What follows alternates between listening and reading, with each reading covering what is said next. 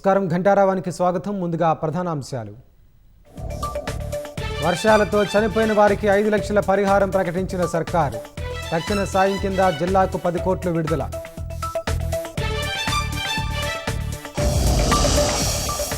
కాళేశ్వరంపై సిబిఐతో విచారణ చేయాలని కేంద్రాన్ని కోరిన ప్రభుత్వం. జస్టిస్ ఘోష్ నివేదిక ఆధారంగా దర్యాప్తు చేయాలని సూచన. 19 రోజులుగా గంగమ్మ వడిలోనే ఏడుపాయల పుణ్యక్షేత్రం. వరద ఉధృతి తగ్గగానే పునఃదర్శనం కల్పిస్తామన్న అధికారులు.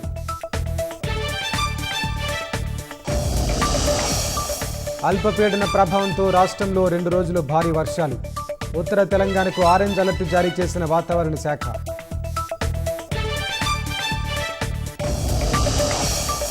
భూ ప్రకోపానికి ధ్వంసమైన ఆఫ్ఘనిస్తాన్ గ్రామాలు.